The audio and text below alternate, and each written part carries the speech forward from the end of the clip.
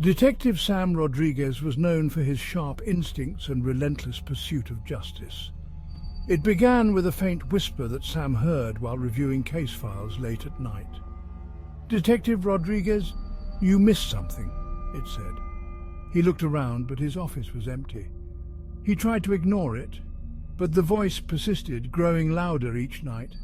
Sam began to feel a cold presence in the precinct, especially in the evidence room. The whispers continued, questioning his conclusions and decisions. "You'll never solve it," they taunted. Sam became obsessed with his cases, spending hours at the precinct, barely sleeping. He started seeing ghostly figures of victims whose cases remained unsolved, their faces filled with accusation and pain. The whispers grew louder, haunting him every step.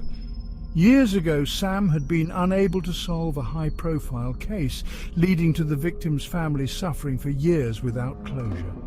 The memory of that failure had always haunted him, but now it seemed to blend with his current fears, making him question his abilities and his sanity. Desperate, Sam confided in his colleagues and even talked to a police counselor. But no one seemed to grasp that his struggle was not just doubt, but something much more sinister. They suggested he was just under stress and needed a break.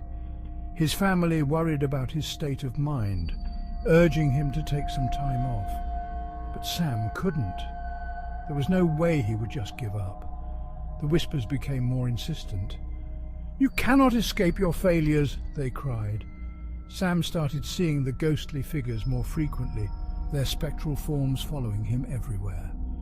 The cold presence became unbearable, sending chills down his spine. His performance at work began to suffer.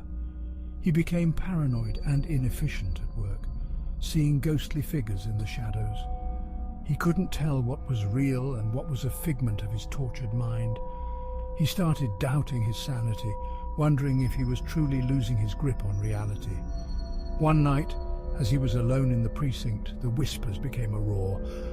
"Join us, Detective Rodriguez," they demanded. He saw the ghost of the victim from the unsolved case, their face twisted in pain and fear. Sam screamed, but no one was around to help. Sam ran out of the precinct, desperate to escape the voice and the ghosts. He drove like a maniac, weaving in and out of traffic. He locked himself in his house and fell to his knees, begging for it to stop. The wailing, the anguish, it was all too much. A few hours later, Sam woke up. He must have passed out.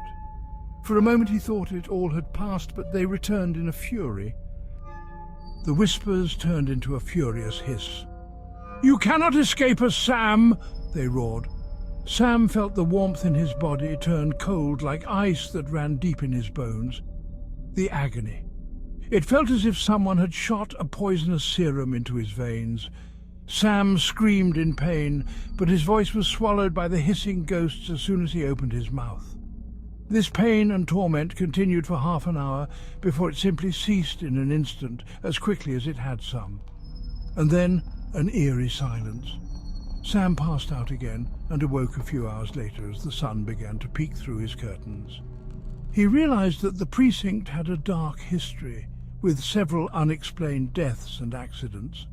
Officers who had otherwise been happy and rising in the ranks found dead.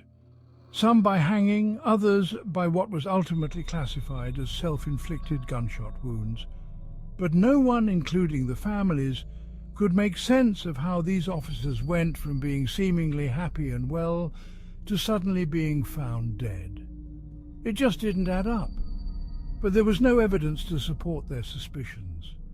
The families endured many years of anguish with no answers. There was something evil lurking in the precinct, something that fed on the fear and suffering of its occupants. Not even the officers were safe. It was as though evil had it out for them. But why? We may never know. Sam decided to gather other detectives who had experienced similar torment.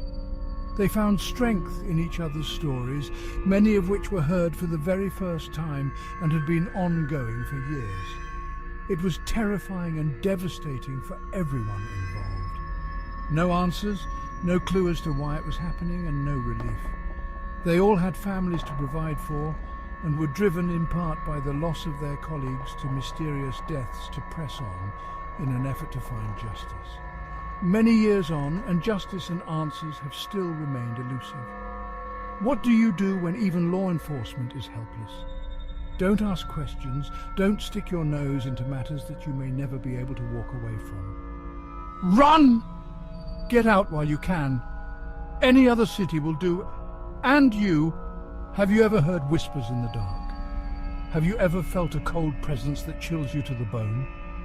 You're not alone in your fear, friend. There's something out there. Get out while you can. Now, you fool. Join us on TikTok and YouTube for more chilling chronicles, if you dare.